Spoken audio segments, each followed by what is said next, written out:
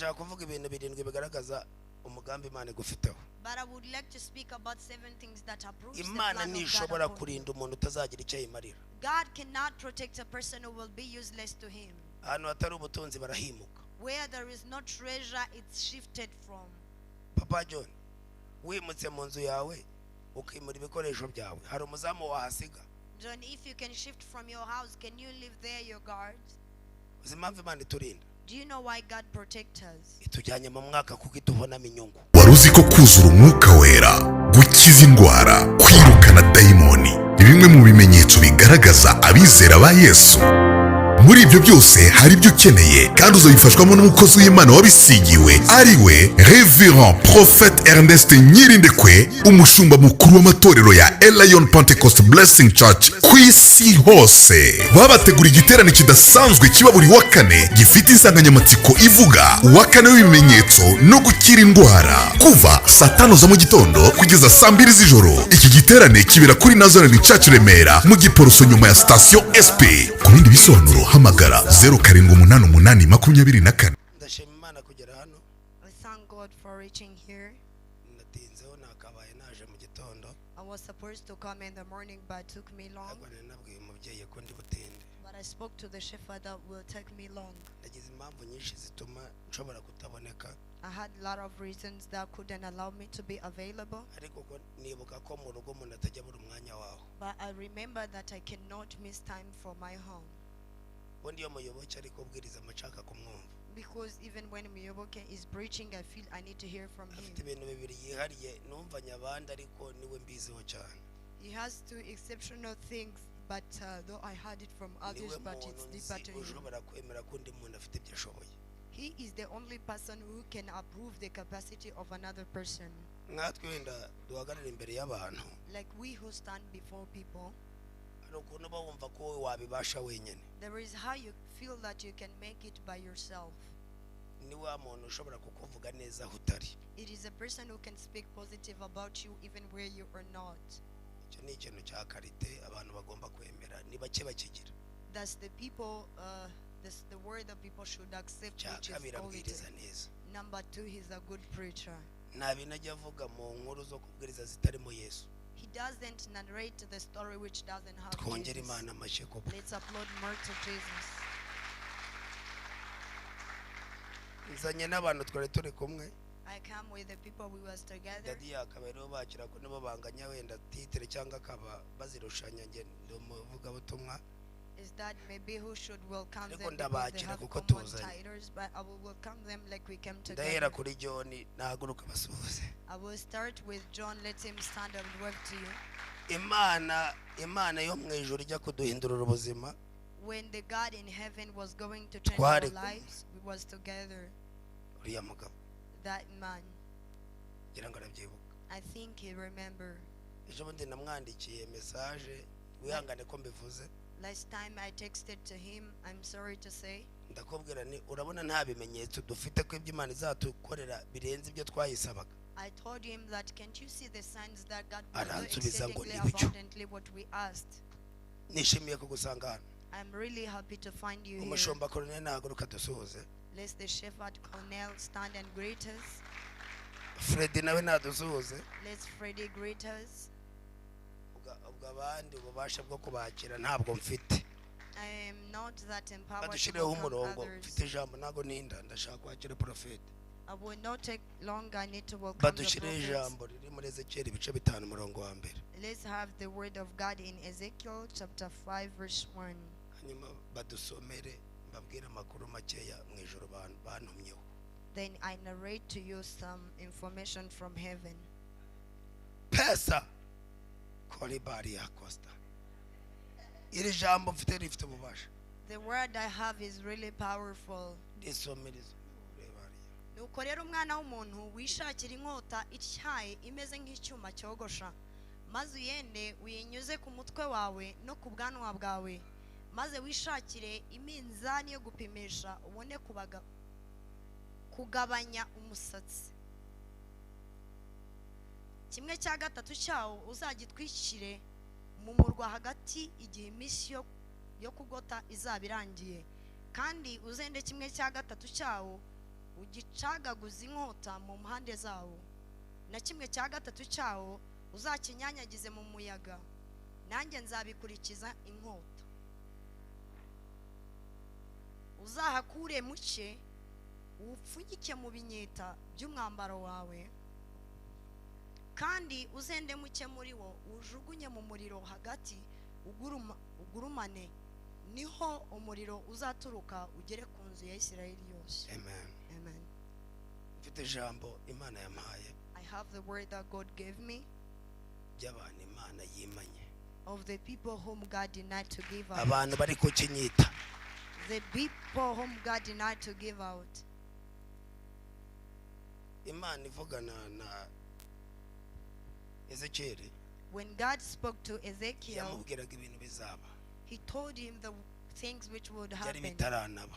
It yet to happen. Iramubwira ati wowe ngiye kugukora nk'ikimenyetso. And he told him that I'm going to do this like a sign.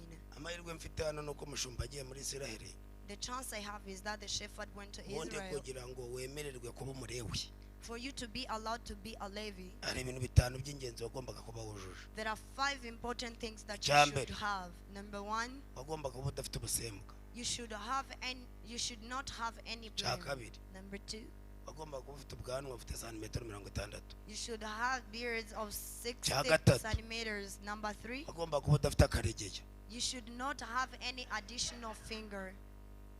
Imana God ibwira Ezekiel ngo fata ibintu byawe byogosha, spoke to Ezekiel to take his hair and ufate shave it, umusatsi and take his umwe hair utwikira Yerusalemu, and burn some in undi Jerusalem, ujugunye mu muyaga, and take another one in wind, hanyuma mukeya usigaye and the little that remains uwuzirike ku kinyita cy'umwambaro wawe. cover it on the piece of your Ubwira cloth, abantu ngo niko nzabarengera. and tell people that this is Turi how mu I kwa will cumi rescue n'abiri. you. We are in December. Mwese abenshi nzi hano, abenshi bagira imodoka. Many people of you that I know here owns a car. Tunyura ku mpanuka zabaye tuzireba, We passed by accidents si that uko tuzi happened. gutwara neza. It's not that we are good Imana drivers, yaradupfunyitse. but God covered us.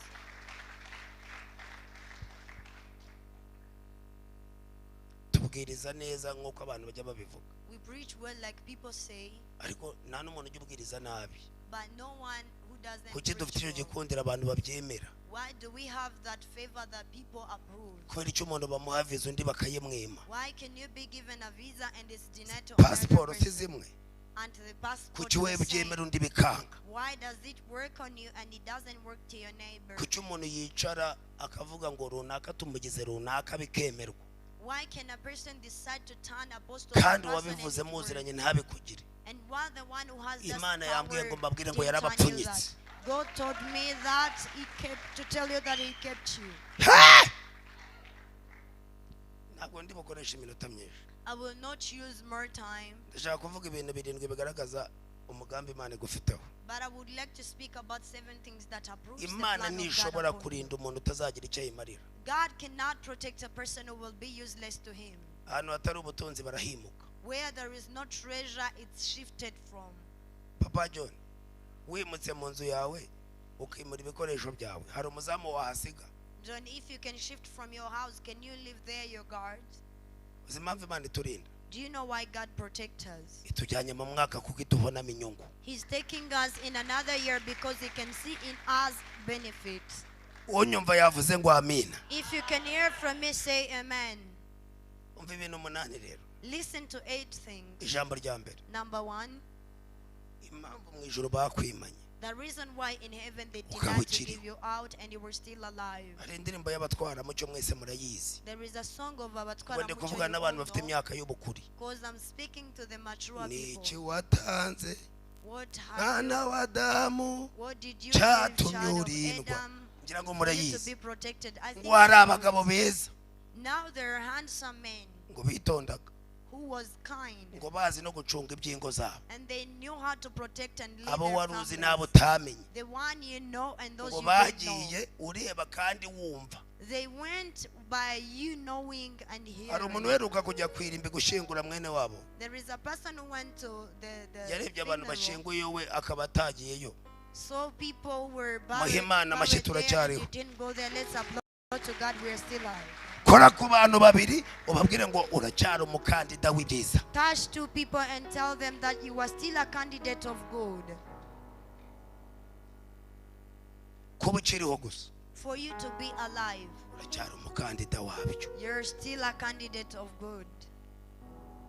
Abantu mwasenganye muri uyu mwaka People you prayed together this bashobora year, kuba barasubijwe nk'uko bitekereza, it's possible that they are answered like you ariko hari abantu think. babonye amafaranga ubu barafunze ntibaranayarya. But there are people who got money but they are arrested, they yet consume it. Imana mashya.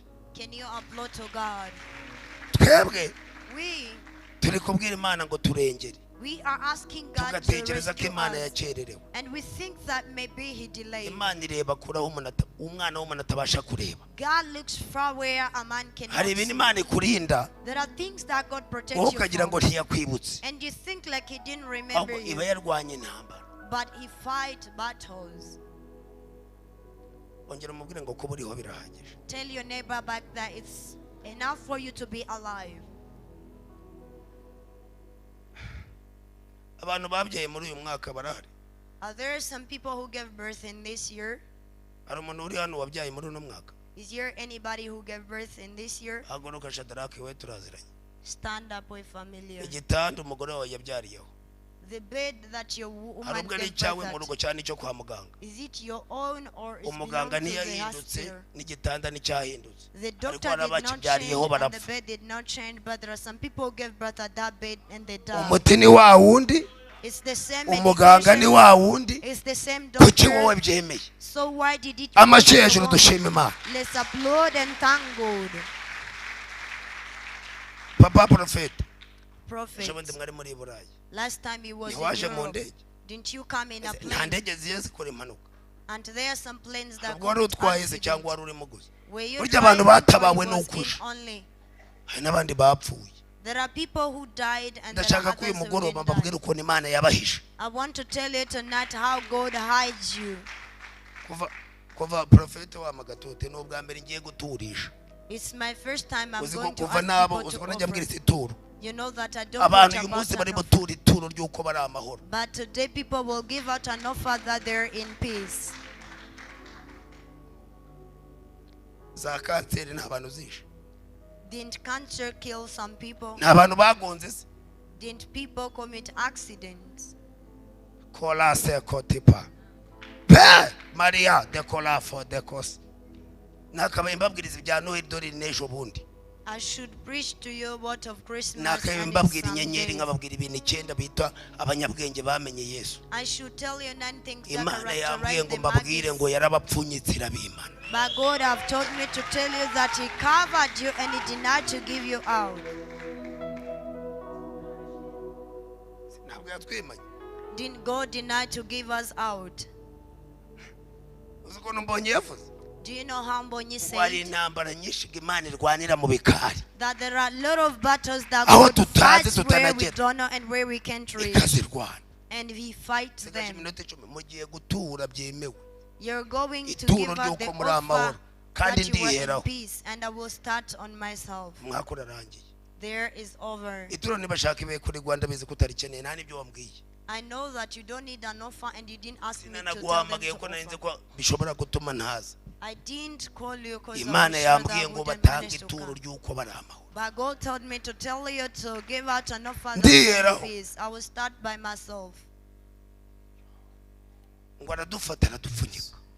God took us and kept us. Adushyira ku kinyita cy'umwambaro. He took us on the piece of His clothes. Aturwanira intambara izo tuzi n'izo tutazi. He fought for us known and unknown Ariko ubundi battles. tutagiye kuvuga ngo yaraturinze ibyo bijya binagora abantu. It's harder for people to understand that Ubundi God ahantu protected uvuka us. wakabaye ukijijwe. Where you was born, do you think you deserve to be Abantu saved? bakijijwe bakomereye Yesu amashyi. People were saved. Applaud to Jesus.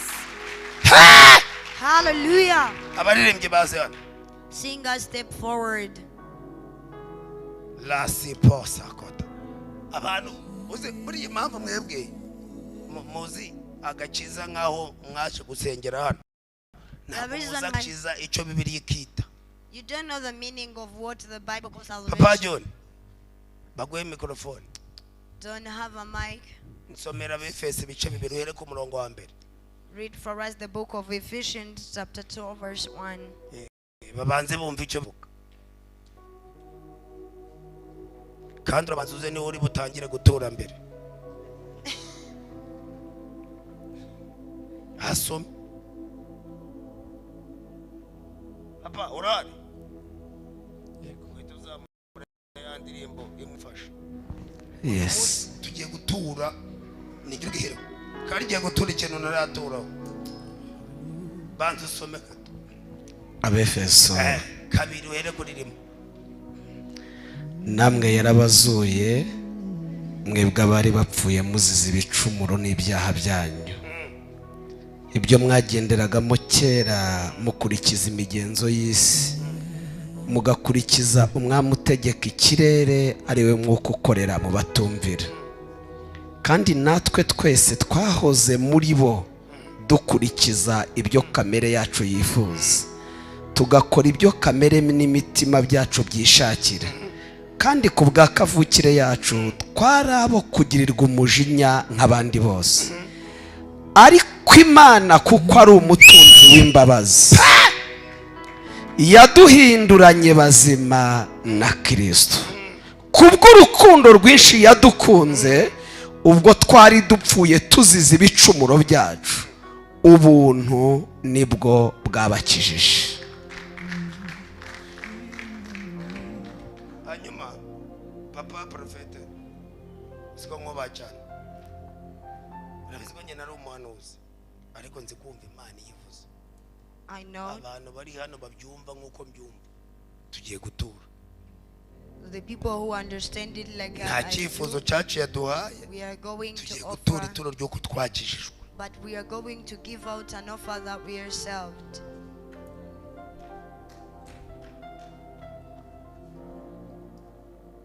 abantu bazanye n'abana kubwiye ngo uze ngo merekeze uwo ntabwo ari buture yaje kureba waje yizanya bizi ko aje gusenga aturi. The person who came being sure that you come to church, step forward and offer. Twene ngo dushime Imana turi kumwe nginge nawe duture. Papa nsigaje iminota 5 ngo umwanya usengera abantu. Uyu mugabo uziko najye nango buhamya. Uyu mugabo ari umuntu wigeze kuducumbikira. There is a man who hosted us. Uramwibuka? Cecuci. Ujiraho mikoro batayonda biye. None abona uko twirukana kuko ari we watuzanye. And that man couldn't chase us out of yandikaga one. Aratubwira ngo baraza gusaka. Yego.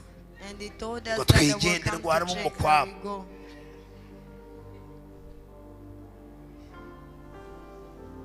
Tuhavuye. When we left, Nje nawe turajyana. we went Turara mu together. ishyamba rya Kicukiro kureto. We slept in the Tuhavuye forest tujya at mu mujyi Kicukiro. tudafite aho tujya. Leaving, we went to Karasira town, David tunyuraho muramuza biburayi. and David Aparika passed sereka by us, yagendagamo. and he stopped his car, Aravuga ati mwamerekeje ko ngiye kubwiriza kwa Rugamba. and he told us to escort Nje him. nawe He was going to turajyana. preach at Rugama. We went together. Tugeze baduha iminota 20. Reaching there, they gave us 20 Ndakubwira minutes, nti tuyigabane. and I said, let's share Aya mahirwe twe kuyapfusha ubusa. that we don't misuse the chance. Sawa amateka yahinduye. The Aho history byahereye. changed. Muduhere Imana amashyi. Offer glory to God. Duture cyangwa twe gutura. Oya duture.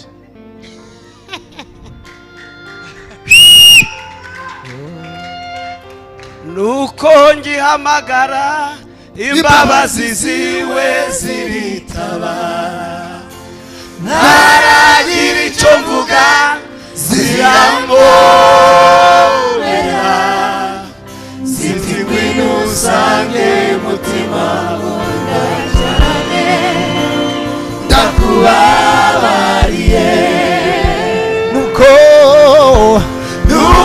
ngihamagara imbabazi ziwe ntaragira icyo mvuga ntaragira icyo mvuga zirango ziti ngwino usange mutima nkunda cyane ndakubabariye. Papa. Urabize ko niwe marayika w'ino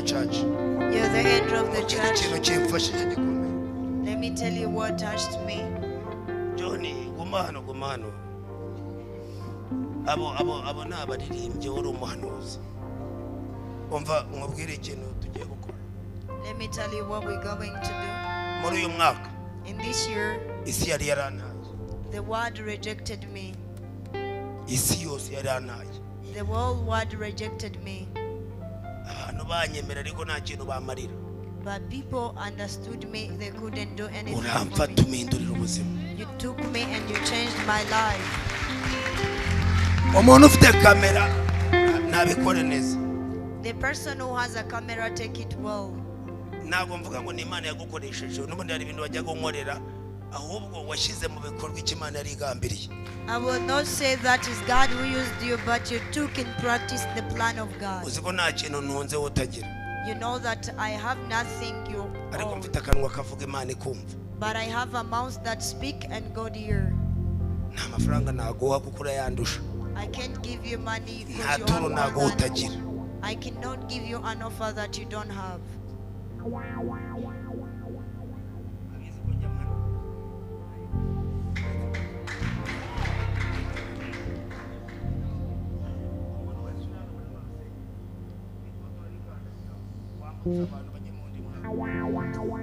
Urarikandagira wongere wicare. You will step on this foot and then make everyone cross in this Kandi year. wanyemerera mugahaguruka ko mbibasabye. Can you please allow me that I Biriya ask ni you? ibyuya by'amavuta yanjye. That's the spirit of my Urarikandagira anointing. wariye. Step on Oya it. kamera nayishyireho nta kibazo. Please set the Ibyo camera. bisabye nabanje kubisaba. It's me who requested. Rikandagire ushaka gufata kuri icyo kirere nawe Step on arikandagire. it, and he who want to take that atmosphere, get it.